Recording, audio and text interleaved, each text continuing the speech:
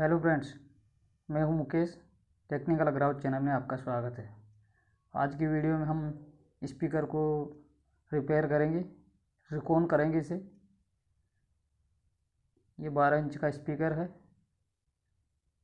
तो देखिए, ये कॉइल है, इसमें काम आने वाले पार्ट्स में आपको दिखा रहा हूँ। ये 150 वाट का कॉइल है, वॉइस कॉइल। ये स्पाइडर है और अब देखिए, ये कोन कोन बोलते हैं इसे, ये कोन है। और ये है डस्ट कैप, ये भी बहुत ज़रूरी होती है लगाना। और ये बेल्ट, तो बेल्ट भी हम इसमें लगाएंगे। तो चलिए शुरू करते हैं। तो सबसे पहले स्पीकर को जहाँ पर कॉइल लगानी होती है उसे हम अच्छी तरह से साफ़ करेंगे। और साफ़ करने के बाद ये प्लास्टिक के पेपर भी ले सकते हैं। तो इस प्रकार इसे लगाएंगे। ये मोटर वाइंडिंग की शॉप यहाँ पे आपको मिल जाएंगे। तो इस प्रकार इसे कॉइल को लगाएंगे। तो यहाँ पर लगाने के लिए सबसे पहले आपको बहुत ही इम्पोर्टेंट बात मैं आपको बताने वाला हूँ। मैग्नेट में वॉइस कॉइल जब हम लगाते हैं तो कहाँ पर इसे एडजस्ट करना होता है। तो इसमें 2 या 3 टर्न्स कॉइल के सरफेस से ऊपर रहने चाहिए, तब अच्छी क्वालिटी की ऑडियो हमें मिलेगी। आप अच्छे से देखिए, आप देख पा रहे हैं। तो ये 2-3 टर्न्स कॉइल के ऊपर रहने चाहिए। और ये है ग्लू, तो इससे अपन चिपकाएंगे। तो स्पाइडर को जितना कॉइल की लिए चाहिए उतना हम इसे कर लेंगे। और उसके बाद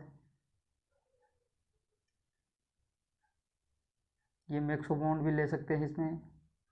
ये एवर फिक्स है या बोन फिक्स भी लगा सकते हैं। तो ये अच्छी तरह से लगा देंगे। तो दोस्तों, लगाने के लिए वॉइस कॉइल का एडजस्ट करना बहुत ही ज़रूरी होता है। वॉइस कॉइल सही जगह पर एडजस्ट नहीं होगी तो आवाज़ सही नहीं आएगी। तो 3 टर्न्स या 2 टर्न्स ऊपर रखना होता है, जो कि हमें थोड़ा तिरछा करने पर दिखाई देनी चाहिए।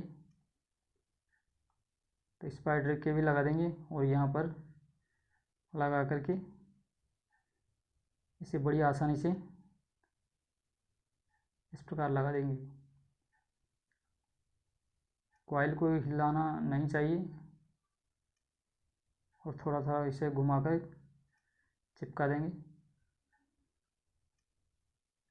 चारों तरफ से।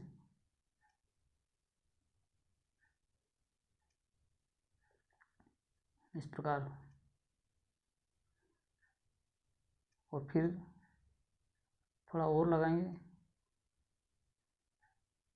और इसके बाद हमें एरल डाइट चाहिए, जो कि 2 ट्यूब आती है इसमें, दोनों को मिलाकर लगाना होता है।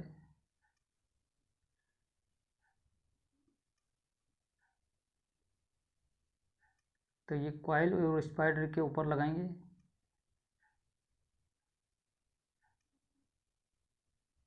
और हम इन दोनों को अच्छी तरह से मिलाएंगे।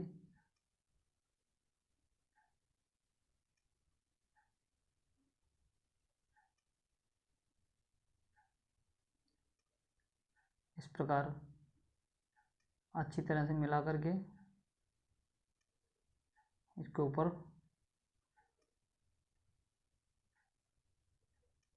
यहाँ पर कॉइल और स्पाइडर दोनों को चिपका देंगे इससे,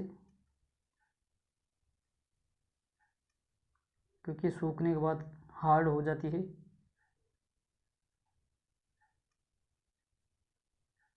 अब हम जो ये कोन है तो कोन को भी इससे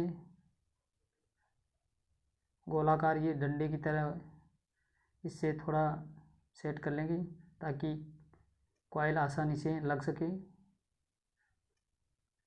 इस प्रकार हमें देख लेना होता है और फिर चारों तरफ ये लगा देंगे। ये भी फिक्स या मैक्सो बॉन्ड लगाएंगे।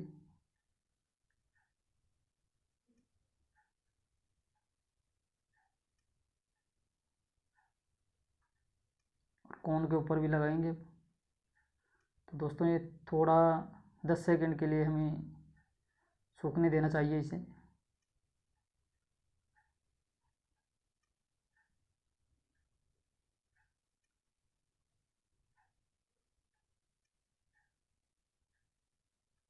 इस प्रकार थोड़ा वेट करना चाहिए और 10 सेकंड के बाद इस कोन को भी कॉइल के ऊपर लगाएंगे। चारों तरफ अच्छी तरह से लगा देंगे।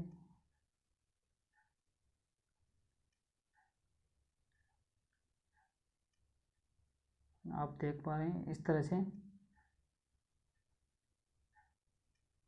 जो हमने लगाई तो उसे चारों तरफ फैला करके अब हम इस कोन को इस प्रकार वायर जो कॉइल के होते हैं उनको बाहर निकालना होता है कोन के ऊपर और आसानी से इसे इसमें लगा देंगे। इस प्रकार थोड़ा थोड़ा घुमा लेंगे। घुमाने से जो हमने एराल डाइट नीचे लगाई थी स्पाइडर और कॉइल पे तो अच्छी तरह से चिपक जाएगी। और फिर थोड़ा सा और मिला करके यहाँ पर स्पाइडर कोन और कॉइल के ऊपर भी लगाएंगे।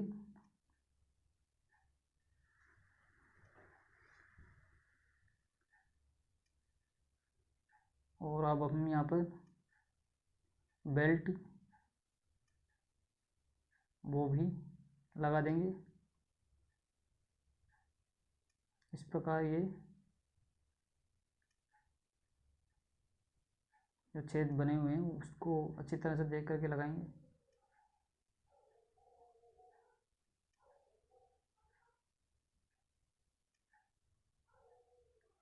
तो मैंने ये भी लगा दिया है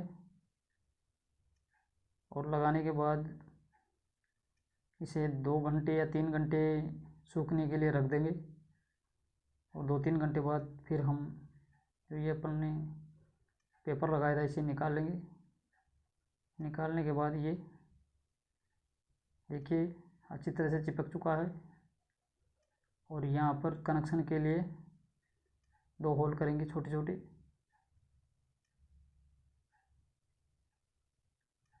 और नीचे जो कनेक्शन प्लेट स्पीकर के वायर हम लगाते हैं वहाँ से और इन वायरों को भी जो कॉइल के वायर है इन पे एनेमल जो लगा होता है उसे भी साफ करेंगे ताकि सोल्डरिंग अच्छे से की जा सके। और ये है कनेक्शन प्लेट के वायर। तो इनको थोड़ा देख करके लगाना होता है क्योंकि थोड़ा टाइट भी नहीं होना चाहिए और ढीला भी नहीं होना चाहिए। टाइट होगा तो जैसे ही कोन अप डाउन होगा तब ये टूट सकते हैं और थोड़ा लूज रहेगा तो ये दोनों वायर आपस में शॉर्ट भी हो सकते हैं। तो एक कॉइल के वायर को इस प्रकार से लगा देंगे और लगाने के बाद फिर सोल्डर करेंगे।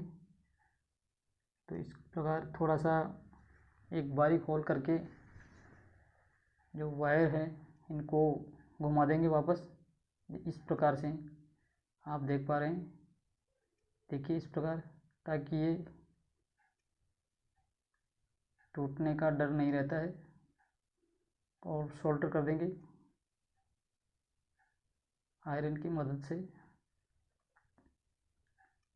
और फिर अब हम एराल्डाइड से फिर दोनों ट्यूब को मिला करके फिर कॉइल और कोन पे लगाएंगे, और जो कनेक्शन हमने किए थे उन पर भी लगाएंगे।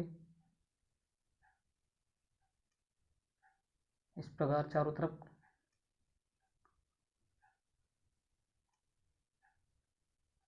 लगा देंगे। इसके बाद ये डस्ट कैप भी लगाना बहुत ज़रूरी होता है, तो इसे भी थोड़ा 10 सेकंड के लिए सूखने देना चाहिए।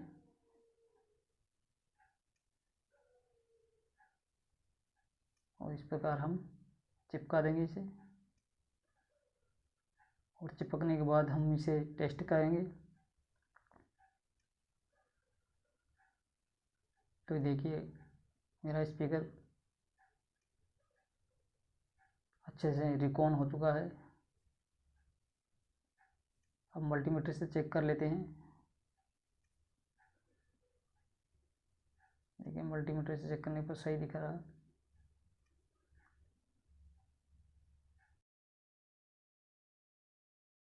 ये कॉइल टच तो नहीं है कहीं, या शॉर्टिंग तो नहीं है।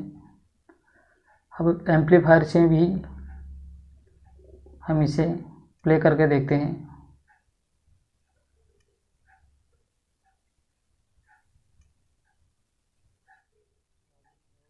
तो मैंने ये लगा दिया है एम्पलीफायर। Bluetooth mode paired.